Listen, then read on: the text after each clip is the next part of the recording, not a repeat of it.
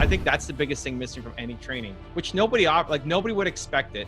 That I'm expected to get the best buying conversions. It's a very high class, high touch service for fairly low price point in comparison to what you're going to get from anybody else. What's your definition for somebody going successfully through the course? I want them to be consistently creating content and getting momentum. Marian Esanu in the house, about to change my life with his internet marketing strategies. How are we doing? It's been a Marian? while. I don't know. Usually it feels like just a few weeks in between, but now I feel like it's been a long time since we've done one of these.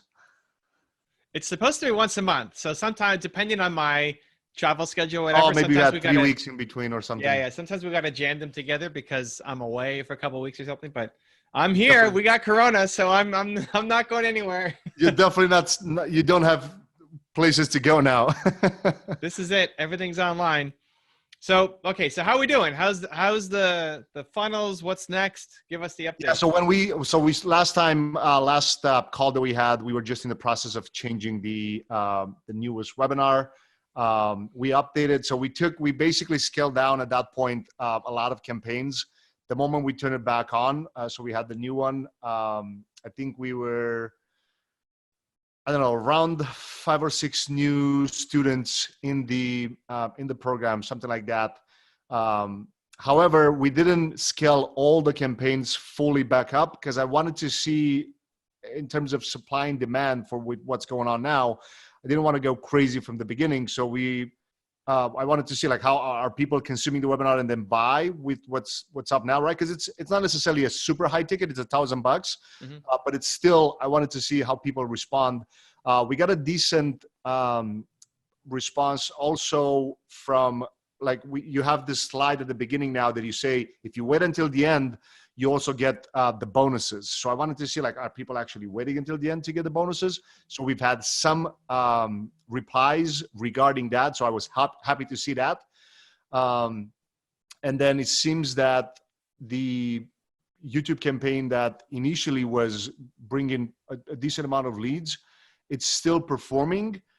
It's just now time to scale. So I think out of I don't remember exactly because I couldn't log in this kind of few hours ago when I tried to pull some numbers, but it seems that we just changed the login. So I gotta send you those. But we got I think 5, if I'm not wrong, 5 new students in it. But again, it's just a result of not going full scale into the campaigns. The previous one that was bringing leads, it's still bringing leads, which I was super pumped about it. It seems that we don't have a problem there. And out of those, the conversion on the buying process increased significantly because out of the same, we literally just we didn't change anything on the page. We just literally just changed the webinar itself. Okay. And we got, so out of, I think it was a 5% purchase conversion, which is super good because it's usually 2 to 3%, something like that.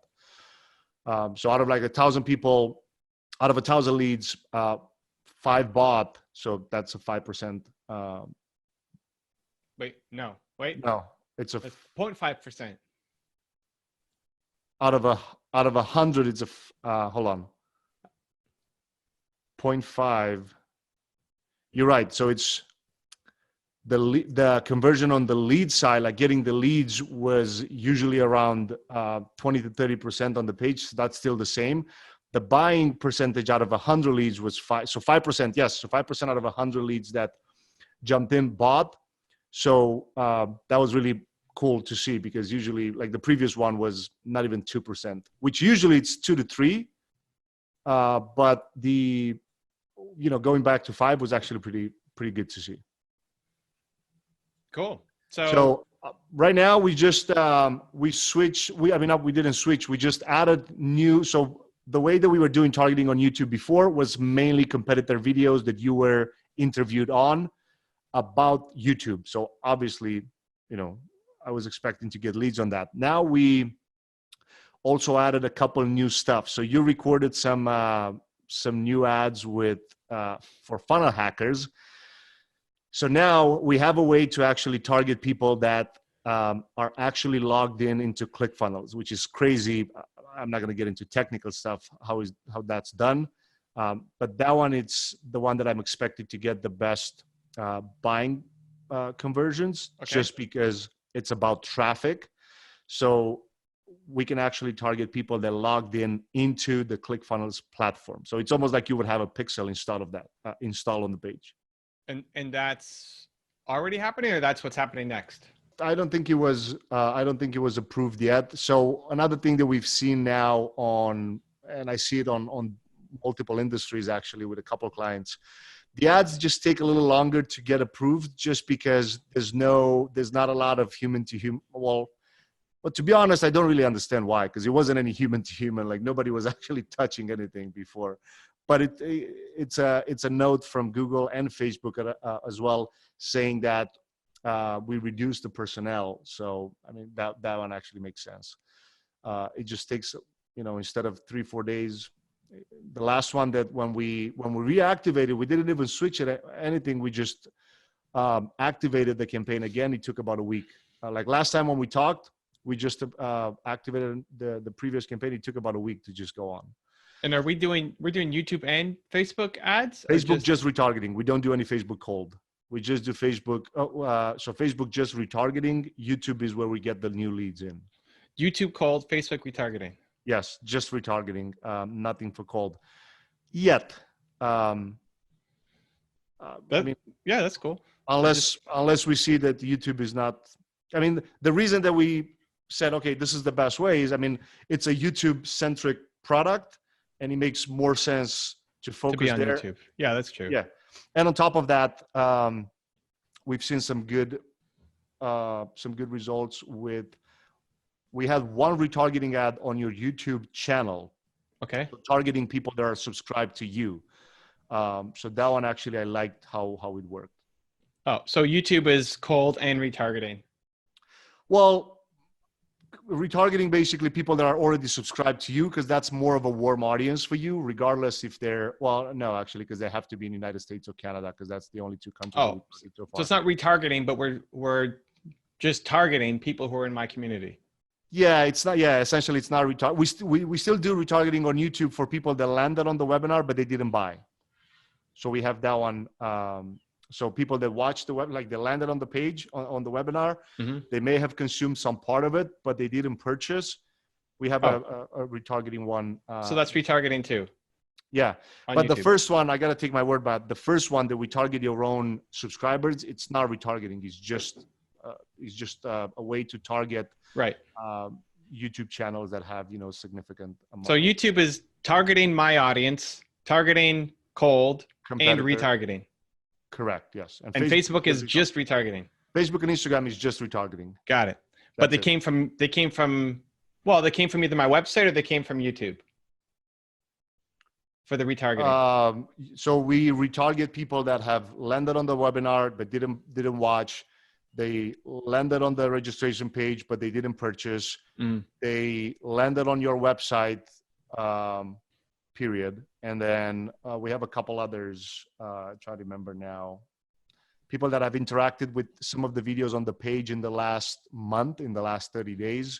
So, interactions with people that either watched a true view, meaning a 50-second or more of one of your previous videos in the last month.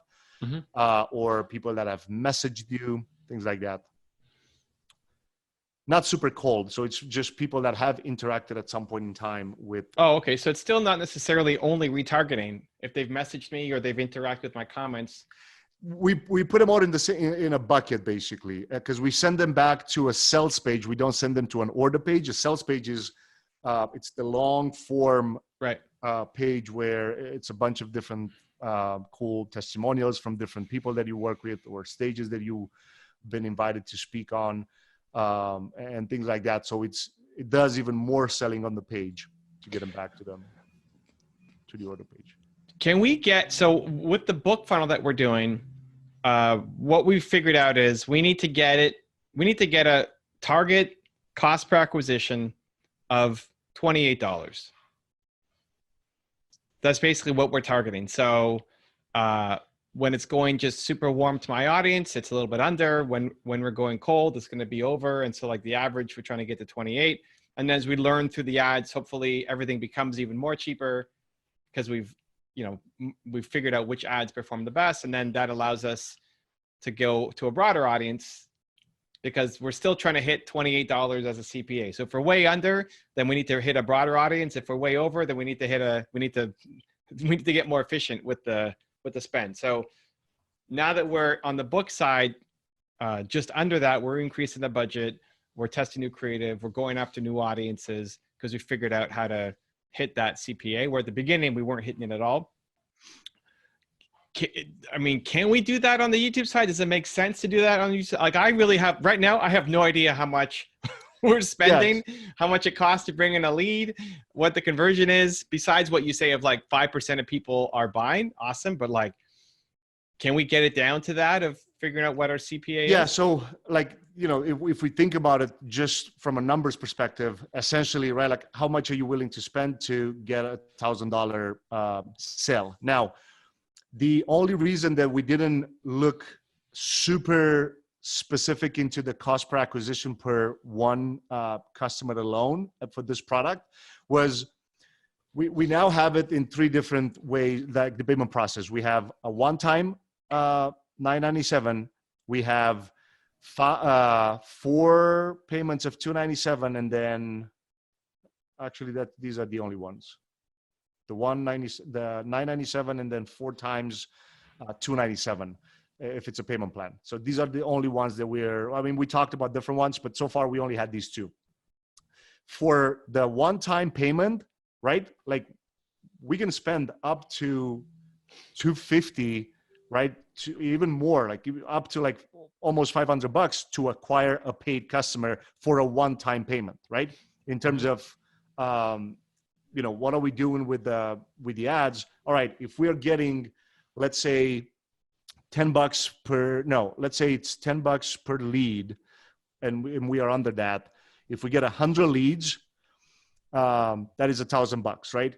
So in order for us to be able to get one person to purchase, if we get 5 purchases out of 100 leads to get to pay for this, even if they pay on a payment plan, you're still profitable at this, right? Mm-hmm. Now, the only reason that we haven't looked like super deep into can we get that cost lower than $250 for acquiring a paid customer was we had these payment plan attached to the same thing. We wanted to see what's the best way to even look at it. From now on, yes, because we'll split we'll have the same funnel, but the funnel that goes from the sales page into the order page, it'll go to just one time a payment. And then the one that will go from the webinar to the payment plan, it'll skip the sales page because at that point, we're able to target different campaigns, right?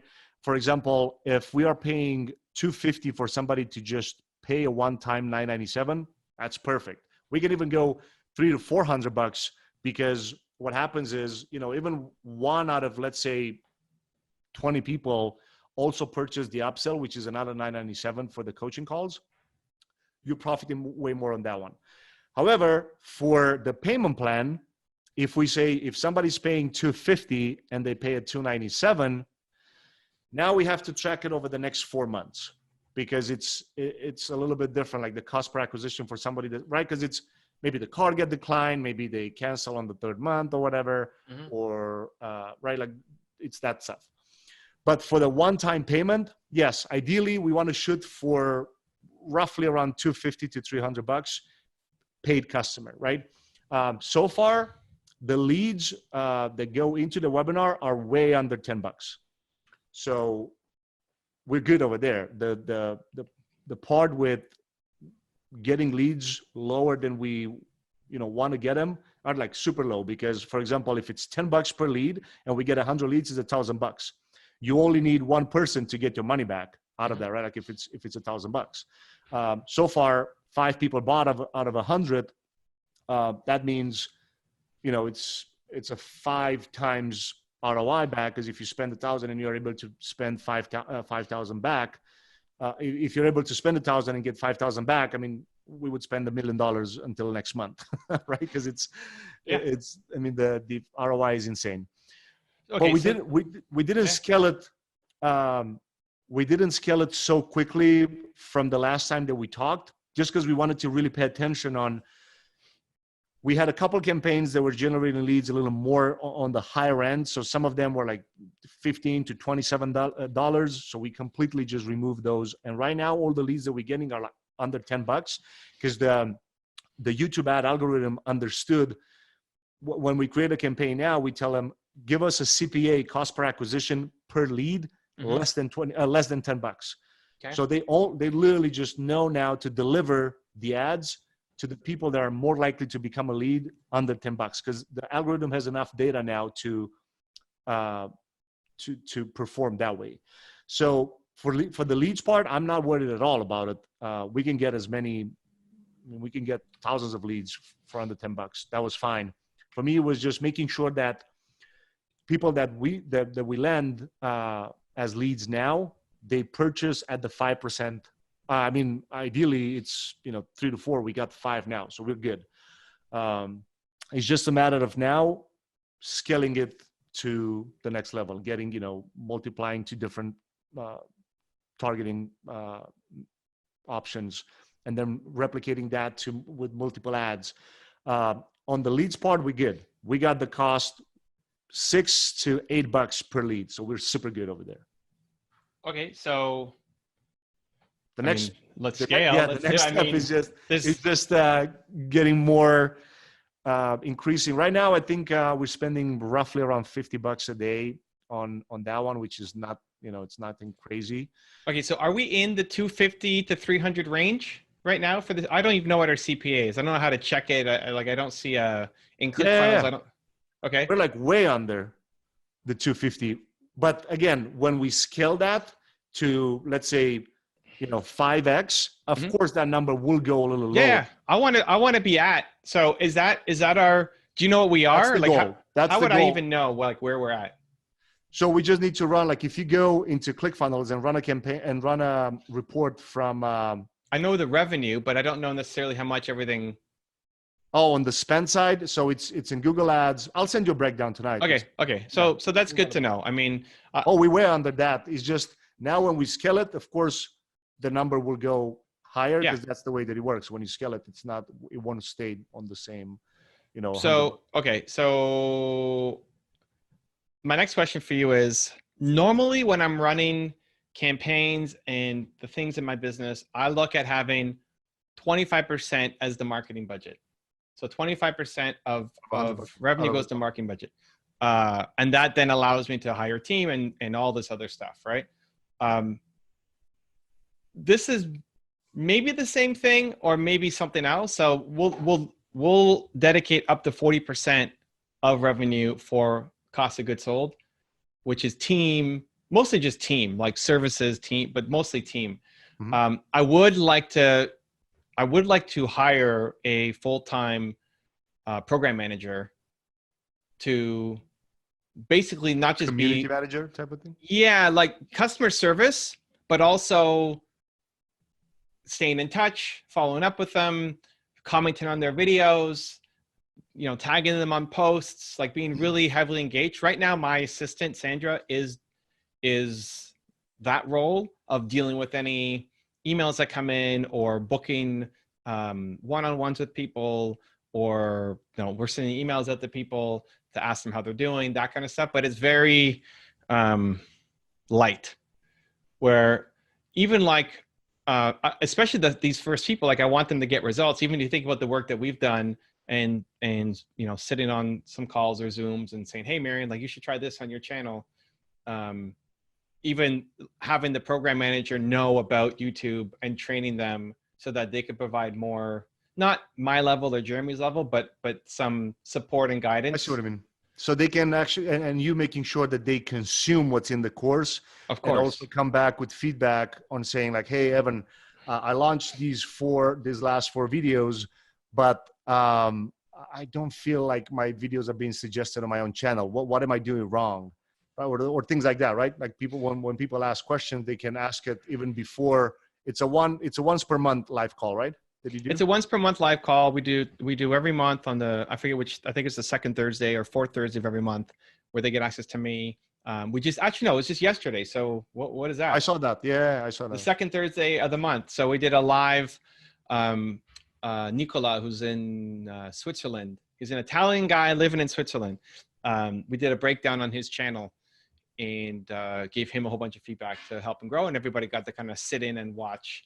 So right now, when I do the live streams, my assistant is in the live stream. She's commenting with people. She's saving questions, because the stream sometimes happens so quickly. I can't be watching the comments and looking at the screen and talking like all at the same time. So she's pinging questions for me. We have a separate chat where she gets the questions people have. If somebody's saying, "Oh, that's so cool, that's so interesting," or great, I don't necessarily need to see that while I'm presenting, but if somebody has a question, she pulls it and gives it to me. So it's fine. For now, it's fine. She's doing it, but she's a super warm, amazing person. She's not a YouTube.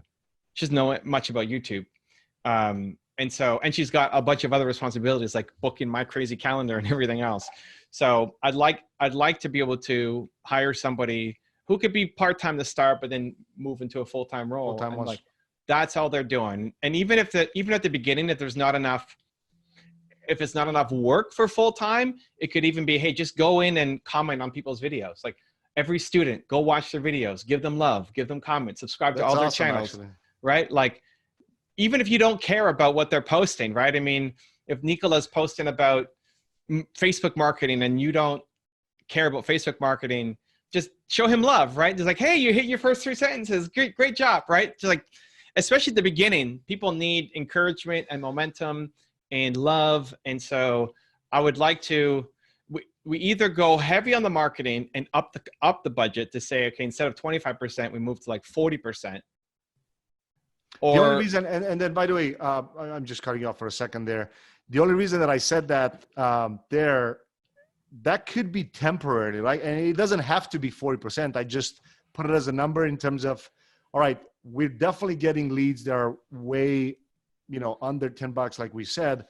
I wasn't sure how is the buying power right now in terms of, like, all the things that are going.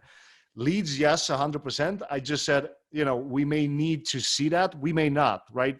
But it's all a matter of like seeing, like looking at the numbers and just seeing how it performs. I may be wrong on the 40%. I just said. So I create budgets for things, right? I mean, at the beginning, you don't know. At the beginning, whatever, you're just testing a whole bunch of stuff and you see what happens, right? But as we go, so what I'm thinking for this is, because the sales are inconsistent and that like 1 month can be really high, next month is a little bit lower, doing a 6-month rolling average. So over the past 6 months, how much did we sell? And then breaking down a budget for operations and marketing. Especially for me, it's especially if I'm bringing somebody on and that's going to be their role, then that's their job, right? And so if I don't want to hire somebody and then have to let them go 2 months later because we didn't budget properly, right? No, that makes sense. Yeah. And then even on that side, it can be so much easier for them. Like right now, if it's only, I don't even know exactly how many people, 20 something in there all together, something like that. It's so much easier for that person to manage when it's not right. Like if the person would have come right now and you would have had 1,000 people in it, that would have been hard to keep up directly unless they're coming from a similar background on going and commenting on people's videos and things like that. Right now, it's so much easier for the person to kind of get used to. And we're not selling this. Like, this is not part of the pitch where you're going to have somebody give you feedback on every video. So anything that this person does is bonus, right? And so we can ease them in of just having them do the customer service and being on the chat and going through the course themselves and learning. And as they have more familiarity, then they could start doing, like, they could go and leave a comment on your video. Like if you know, if you signed up, you're in there, you're promoting your stuff and you're creating your content, and they left a comment on your video, and then they see that you know, your wife has a channel and they leave a comment on your wife's channel, like that's going to make you feel amazing. Like even if they don't care about, you know, your wife is doing, you know, eyelash stuff. Like even if I don't care about eyelash stuff, if I left a comment, if somebody went and left a comment and said, hey, great to see you here. I love that you're making videos. We love Marian and all his stuff too. You're like husband and wife duo on YouTube. I love it. Right. Like she'd be so happy. That's awesome. Yeah. Right. And so it doesn't, and then we can get into, I don't need them to be, they could be first level technical support. The more advanced stuff is come to the monthly hangouts with me or work with Jeremy on, you know, really boosting your channel. Right. But that first line, I think it's mostly just kind of encouragement, and I want to put somebody on it. So, okay. So that's great. If we can keep it at, if we can get to 25% and then 40% look at, I mean, it's really just one role. I think even as we scale and grow, we may not need 40% for operations. I'm trying to think what other, so normally operations, I think about, well, what else do we add? What else would we put into the course? What new videos would may we require add? new resources for you to, yeah, I mean, it's not a lot. Like that's the whole beauty of it. Well, unless you add like another call in the month, like for example, Jeremy to do, right? If you feel like, for example, let's say we get 1,000 people in the group and you feel like, hey, 1,000, maybe, I mean, for 1,000 people, just once a month, if you get 200 people on a live stream, it may be hard for you to take questions. So maybe you want to break it down into 2 calls and say, hey, this month, I mean, every 2 weeks we do technical stuff. Like bring your channel on the screen and share your screen with me and show me analytics. And then the other week, you literally just do Q&A without actually sharing screen. You know, that could be something that it may be necessary down the line if it's too many people. I mean, not too many, there's never too many, but too many at once on a live Q&A call that you don't have enough time to answer everybody's question, and people feel like, oh, but I need my question answered. So maybe that, you know, let's say when you reach maybe 500, at that point, we may need to look at it and see. And again, we'll gather feedback from people and say, if people don't complain about it and don't say, or you don't feel like a lot of them are on the live call to ask questions, maybe it's not necessary. Well, with the book readers group where we have, I don't know, a couple hundred people, I think, in that group already.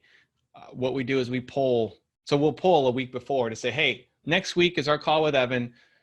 You've got him for X amount of time. Like, what do you want him to talk about? And then that's what I talk about. And I'll still answer questions around it. We'll still pay attention to the live chat, but people get to vote on what I'm going to talk about, because people's questions can be all over the map. Right. Yeah, so like, so we try to keep it focused based on what most people are interested in. So I guess, so we'll do that for this thing as well. That idea of, hey, I could hire Jeremy to come in and do a second call, or I could hire Jeremy to come in 3 times a month and I'm doing once a month, right? Like if I have a budget, I allocate the budget to make the product better. So for YouTube, we make money. I allocate it back into my team to make our channels better and invest in new. That's how I went from 1 channel to like 12 or whatever I've got right now, right? We just keep investing the budget back into new videos, new channels. So I could take the same mentality of, hey, if I have that budget of whatever it is, 40% is what I normally would do. Okay, great. So I'm going to hire a program manager. I'm going to buy Jeremy some time to go in and do a once a week call when I'm not there. I'm going to write and think about other things, even though it's not really a membership where they're paying every month, but I want them to get results, right? I mean, I want them to not quit on it. I don't want to just take $1,000 or $2,000 and then they give up and don't do the course. Like most people never do a course anyway. So I want them to, if there's somebody kind of following up with them and giving them love. And side note to that, maybe it's cool to put once, maybe even twice a month to do, let's say Monday, everybody posts their videos into this thread, and share what you've posted this week type of thing. I've seen that in other places, because at that point, more and more people within, like, for example, me and Nicola have similar topics, but other people don't. However, they get to encourage, we get to encourage ourselves in there too. So that could be just like a side note. And that's easy to scale, right? Like that could be email, that could be the like posts in Yeah. Facebook. Yeah. I'm thinking like, where do I need to spend budget to make the experience better for the people who are in the course? So I'm not sure yet. Even for TDS, we look at something similar in that operations is a big part of. We have a studio that costs 5 figures a month just in rent, right? So this is a little different in that it doesn't take a lot to actually it's set up. It doesn't take a lot to deliver and run.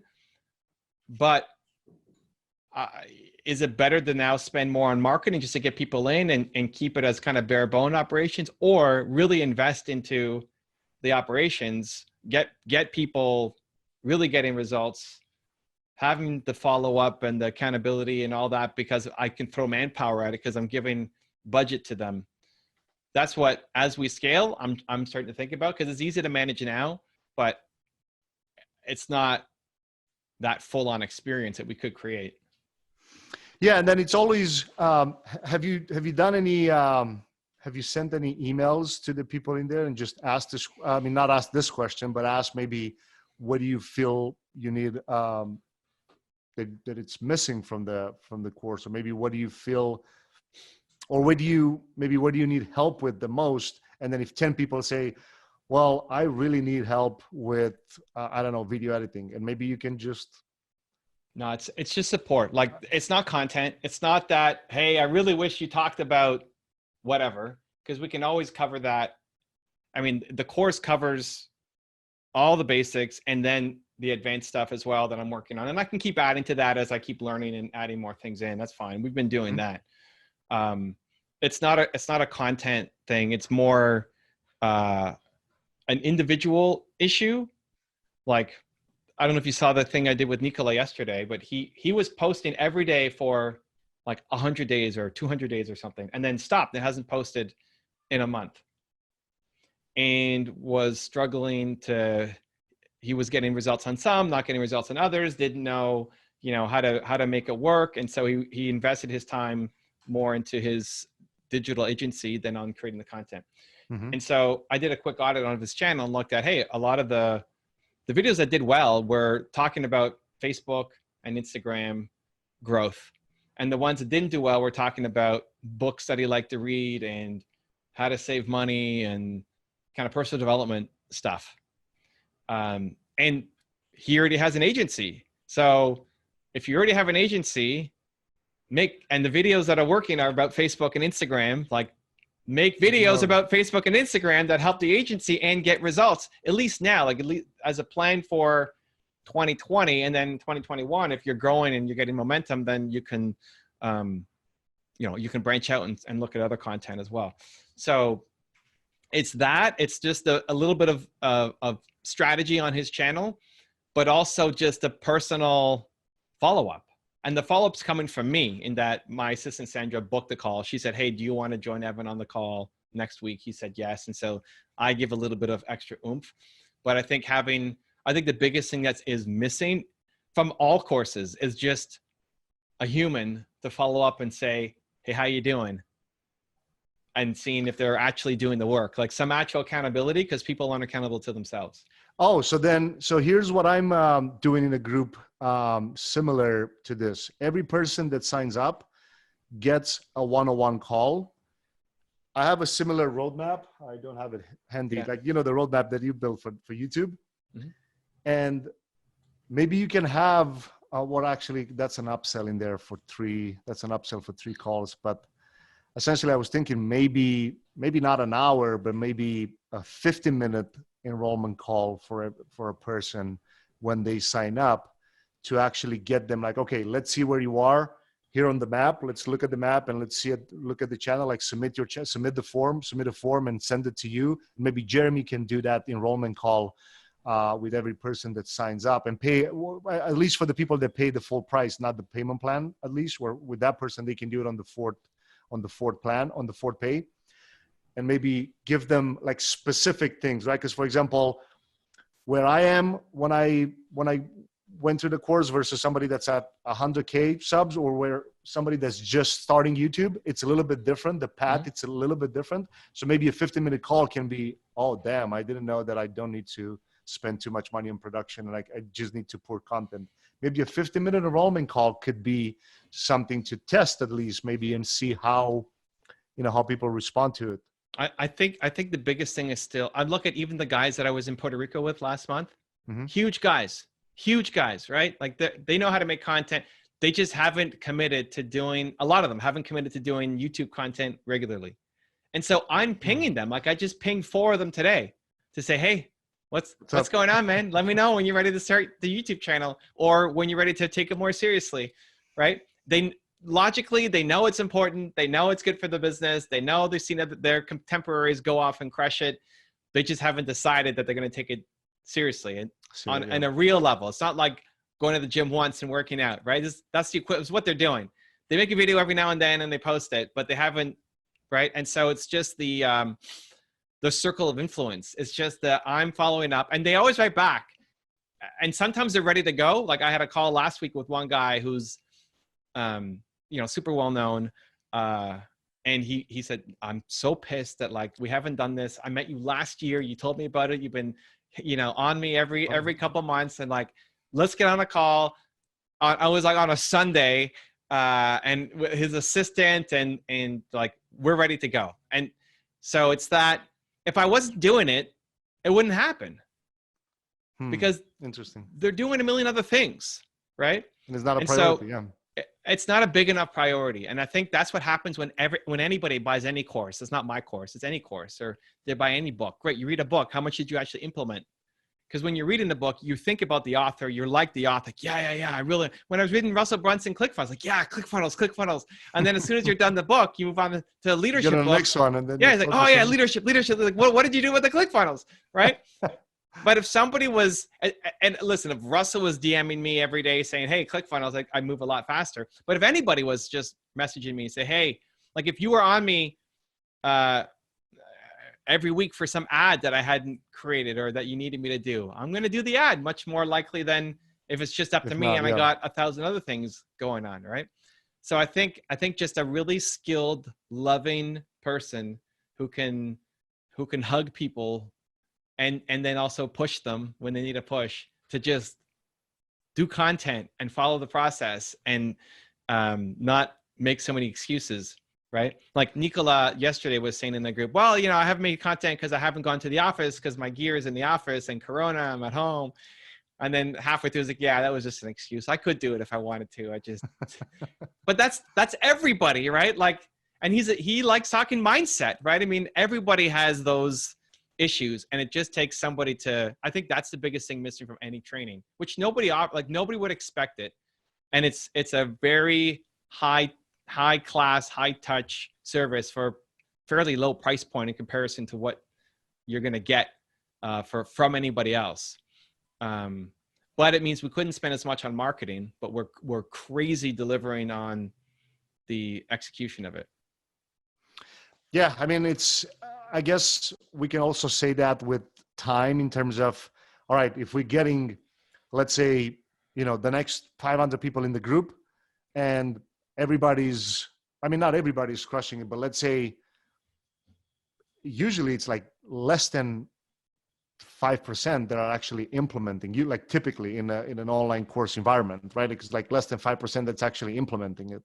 So if you're able to get, right. And then also, maybe if I would ask you, where do you see success? Like somebody going to the course, when do you feel that they actually implemented what you want them? When they got, I don't know, 100,000 subscribers, 1 million? Like what's your definition for somebody going successfully through the course?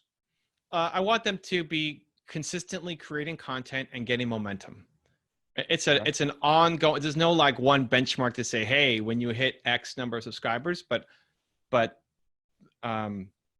most people in general, like the 5% mark destroys me, that you pay money for this course and then only 5%, like if that's the average, less. It's usually 2 to 3. It's less than crazy. 5. Yeah. But I think with somebody messaging with love, not just, I think you can do some through the automated, right? Like autoresponders, week 1, week 2, week 3, week 4, like do this, do that. How you doing? How's it going? Right? Awesome. And some people respond to that, but somebody then actually sending you a personal email or leaving a comment on your YouTube video, or because we're in a Facebook group, like sending them a messenger message to say, hey, just how you doing? I haven't seen you post. I did this to I don't know if you know Ryan Blair. Ryan Blair is like this millionaire in California who I met in at his home in LA last year, I guess. And he shook my hand and said he's going to do 100 days of YouTube videos, and he hasn't even started yet. So I take my phone and I go on Instagram DM and like, Ryan, dude, I'm on your channel. Where are my videos? You promised me. Let's go.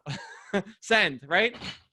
Now I have, Ryan and I it's okay. I can take that tone a little bit, and it's in play and fun. But just having somebody DM you and say, dude, like, I loved your videos. Where's the next one?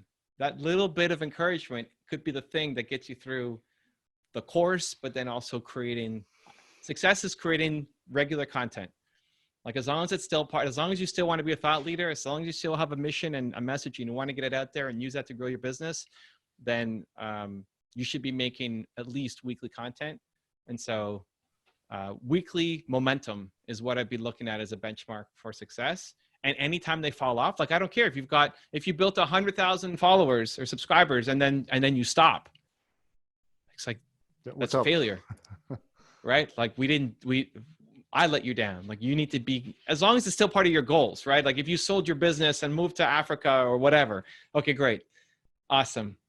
But if you still have ambitions to do this and you just gave up for some reason, could be they got bored of the content or like lots of different reasons. But I think it's also maybe I think it's also the fact that if people would create, or they would look at the content creation as being integrated in their business model, so they would actually bring them leads and customers. Mm-hmm. I think they would maybe also look at this different than just, okay, because you just said something that triggered this. You said maybe that person sold their business. Cool. They don't need to create videos about that, but they can still create videos about, that process of selling the business, right? So that it's also maybe like, what's the reason that you creating those videos, and how can you kind of incorporate it into your business model so it actually brings, because once you understand, like, okay, it brings me leads and sales. Like for example, if and I mean there are people that are coming organically as well, but if let's say somebody would sell any kind of service or a product, and every video that they would create, it brings $200 in sales, for example, all of a sudden, right, they would never stop those videos. They will always create the videos because they bring sales back. So I think it's also kind of how and I know you talk about this in the course, like I think you have a module about how to create a lead gen process within your video, and the content is there. It's just it's the support, and because YouTube is the place where the content lives the longest, but it also then takes the longest to start building momentum. Where ads, you can turn it on and boom, you start seeing, maybe you're spending too much, but at least you're seeing momentum. Like, oh, we got a sale. Oh, it costs us 5 times more than it's worth, but we got a sale at least, right? Something's happening. Yeah. YouTube is the longest cycle to start to win. And so I think people will doubt and question themselves and get frustrated multiple times along the path, and having somebody be there for them. Like, yes, for each other, be part of the group. We're posting, we're sharing stuff, but to have somebody as we scale, it can't be me and it can't be Jeremy, but as long as it's in the world, it's better than not having anybody. Right? Yeah, no, that's so true. And also, because I was talking this with my wife the other week, like she just launched a course for her business. And now I said, like, whatever videos you create on YouTube, it just has to be part of your teaching, but you just teach the strategy, and then your course teaches the rest. So then now she knows that, okay, if I create a video, the leads that are coming from there are more likely to buy the product that she's selling. So it makes so much more sense for her now to just pump more videos, because she just knows that he has another shot at making sales. So it's, yeah, I guess All it's, it's a matter of just a few months to figure out the fine line between, how many people are able to get in and still be able to, and either you or Jeremy be able to follow up with them regarding implementation. Well, okay, so in the next month, so I'm still not certain on where we need to be between the percentages, but somewhere between 25 and 40% of revenue into sales and marketing. Can we get a better handle on that in the next month from the? Yeah, what I was thinking, I think for the next month, maybe I can do a share screen and walk people through, right, these are the campaigns that are generating this amount of leads at this cost. And then maybe you can do like an actual thing for kind of to be more like to show numbers and stuff. Okay. If that's cool with you, we can do Sure. that. And then that's kind of, we'll bring more light to the numbers and the way that they work. I'll learn too. All right. Sounds good. So I'll look at the numbers too. And after this, shoot you a Facebook to see where we're at. Sweet. Okay. Thank you, Awesome, Marian. man. Appreciate you, man. See you in a couple of weeks. Yes, sir. Take care.